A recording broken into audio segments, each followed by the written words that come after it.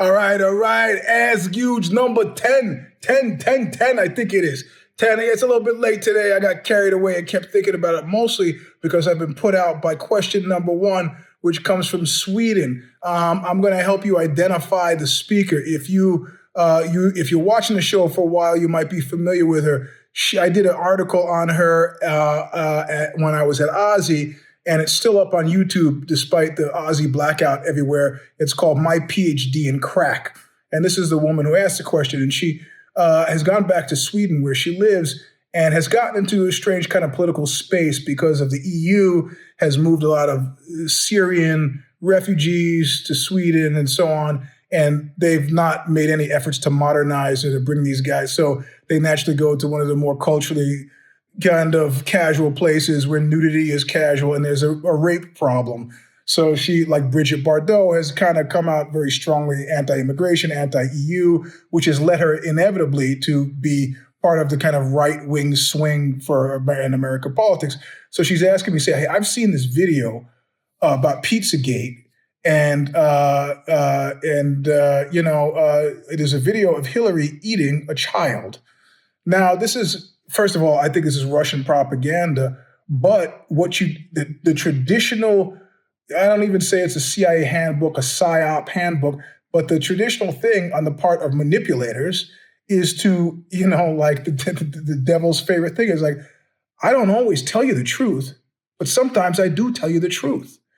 So I think hiding in plain sight, QAnon and Pizzagate, they were trafficking. I mean, there's no such thing as a secret. Nazis, take a drink, were on battlefields sending pictures back home of stuff they did because they didn't think that they were committing crimes, And I guarantee you, these Epstein people in their child murder, they're like, look, kids are stillborn all the time. We abort children, right? So, these are cultural things, and this is, we're scientists. I've got the guys from Harvard here. I've got Podesta here. We're pursuing cutting edge thing about longevity research, but Hillary eating children on video, like, for example, I say, wherever there's smoke, there's fire. And there was plenty of Epstein fire, but what's weird about this kind of Fox News generated thing that your attention is focused on the person that you don't like versus the fact that they're all scumbags. Okay, and that's not moral relativism that they're all scumbags, but what I'm saying is somebody was eating kids. Somebody was hurting kids, or at the very least, somebody was raping children wholesale on farms from which they never returned. Farms that, as far as I know, Hillary hasn't been to. And you have to ask, like Anton LaVey from the Church of Satan once said, his favorite phrase that he put to me was, "Qui bono?" Who benefits? Because if the intention was that Hillary was supposed to be more beautiful like Lady Bathory, it didn't work. If the intention was to come up with some magic to control her husband, it didn't work. If the question was to win an election or to gain more power, it didn't work. However, all of those things, if you follow the smell of the money, worked in Epstein's behavior. And who else? The President of the United States. So whatever, talking to people about this stuff until they start to deliver prosecutions. But you got to keep talking about it because this is the world that we're in. If you were going to dinner every night with a murderer, you'd think about it, right? You would, some guys making the food for you, you'd think about it. You might probably limit interactions. Anyway, that was not a real question exactly. I think the question specifically was, don't you believe this to be true? And I was like, I believe people in high places have been systematically abusing, up to raping and killing children for years. For years. Like we like to talk about guys like Albert Fish, who was a cannibal, famous cannibal, who killed and consumed Gracie Budd. Look it up. But, these were organized. I mean, you've got from Podesta to Prince Andrew and not all of them were to 11 or 12-year kids, but they were there. 7. Ted Lieu read on the floor of Congress that Trump was with 7-year-olds. 7. I don't know about you, but I remember being 7, and was part of the vibe. So anyway, it was kind of a question. I wanted to address it, but my head is on fire that, AI can do anything, but at the same time, and then when you ask them to turn it back on Trump, typically what they'll say is, well, I'm just asking questions. I'm just trying to find out the truth. But the truth never extends as far as the most obvious fucking culprit. The calls are coming from inside the house. Second question, and this is more of and so here we go. And this segue. A former Boston Globe and Los Angeles reporter known for her reporting of Jeffrey Epstein is leaving the country after claiming to have been attacked by a direct energy weapon at her home. Has anyone ever attempted to pressure you from a story with a threat of violence? I have been successfully pressured off of a story one time, and I was at Ozzy, and a couple of times. They didn't publish all of my stuff, but one time I had a whole series of me and famous people, me and Billy Bob Thornton, me and Samuel Jackson, something like that. I did a whole series, and I had me and Steve Jobs. His wife was one of our founders, paid for a lot. I thought she'd run. I had nice things to say about him. I thought she would like this. I wrote the piece. Convicted felon Carlos Watson, who I just wrote about in my Substack, killed the piece. And he goes, as you might understand, I'm not going to run this. But the reasons were foul. He read the piece and knows it was praiseworthy. He also knows how it is he came into, and I found out that the hiccups are caused by the low-dose cortisone. It's online. It says that's what's happening. So I don't have pancreatic cancer. So anyway, he knows how he came into the orbit. He met them through some sort of interview and became friendly with Lorraine. And I think this was his way of making sure that bridge didn't get crossed by me. He didn't use violence. He just appealed to sensitivities and go, well, he just died. Like, you guys sure you can understand that this is maybe a sensitive place that we don't want to. And he shit-canned it. It was his publication. He was fully within his rights to do that. But violence, no. At one point, the convicted felon Watson wanted to send me to Ferguson to cover the riots. I go, bro, I got kids.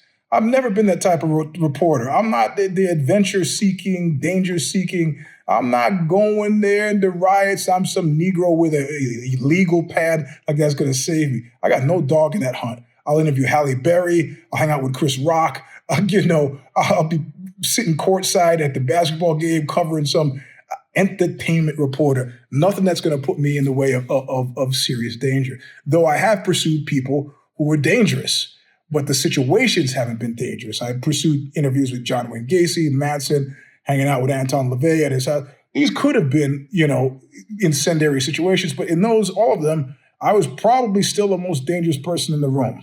So I was okay, with the exception of Kevin Weeks, the Boston Irish Mafia guy, where that was aggressively not true. Usually that was the case, but threats of violence, nah. And a direct energy weapon, I believe they exist. I'm obsessed with non-lethal weapons. You look them up online, all of a sudden the guy falls on the ground, you think it's impossible, makes him feel like his skin is on fire, but it's microwave generation. I love it. I need to get about 10 of them and put them around my house. So, but threats of violence, I work very poorly with I'm not good with threats. Not very good with threats at all. So it doesn't work with me, even with physical danger. As you know, when the guy threatened my life last year, the Parisian, the guy from the Sorbonne, I get good life threateners. A guy who's got an art history PhD threatened my life, which I took very seriously, and had somebody counter threat. You go looking for what is that? You go looking for, what is that thing from that movie Hellraiser? You go looking for the accountant comes looking for you. And then the last question is, I don't know that I've answered them in any coherent way. I think I did. No, according to a report from Automotive News, the cost of a routine oil change could jump 40% next month. You should do it yourself anyway. Trump-backed candidates have still been mostly successful this primary season. Yeah, in that niche. He tells his people, vote for that guy, they vote for that guy. But the number of people that he can tell that to is minimized. But anyway, let me get to the question. Is there one key issue that his blue-collar base would portray the presidential maniac? No. They're getting close. The thing with Israel has fractured MAGA world, and you got Megyn Kelly, and Tucker Carlson aligned against the Jewish portion of MAGA. And the Jewish portion of MAGA is very interesting because at some point, Jews and blacks have had a great relationship for years, right? Because of the civil rights thing.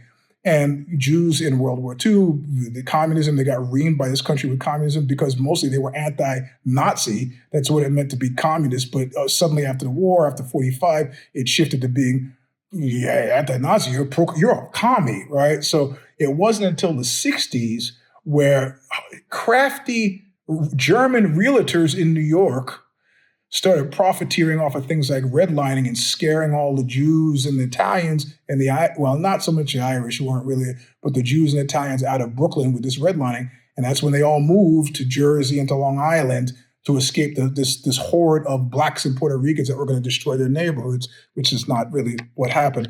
So would the blue collar base betray the presidential maniac?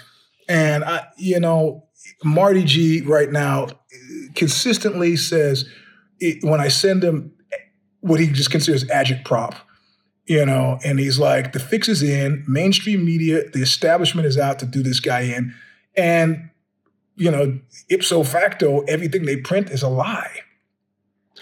There's been a little sunlight between him and some of the other MAGA guys where they say like, yeah, there's $1.6 billion to January 6th patriots. Seems a little self-serving, as well as is now a total lack of accountability in terms of IRS audits, which he's never given a direct counting of how he makes his money or where the money's coming from, as well as the 3,700 stock trades he's made, more than all of the presidents of this country combined in his 6 years in office.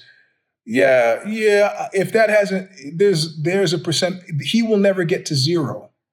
He will never get to zero. And even if you go to Germany now, you don't have any decidedly avowed anti-Semites. It's still unpopular. But then you talk to people that you're completely normal about, well, what do you think about what happened? You're going to tell, the Jews, they've had a lot of money and they had a... So you just put the pig in different clothing, it's still a pig. But, they call it different things. So the percentage of people who the blue collar base is going to, at this point, paying $7 at the gas pump, that's not enough. Farmers who voted for him wholesale can't buy fertilizer because he doesn't know what the fuck he's doing in Iran at the Straits of Hormuz. He's just saying affordability issues is propaganda. It's bullshit. You don't need it. He's fighting a war against China. He goes to China. He comes back with a pat in the butt and nothing. This is The Art of the Deal, a book that he didn't write, had a ghostwriter. You can't, at this point, you can't push. You cannot push. You got to let them do their thing. So that's it. It went a little long today. Thanks for listening. What? Don't be a stooge. Ask Euge.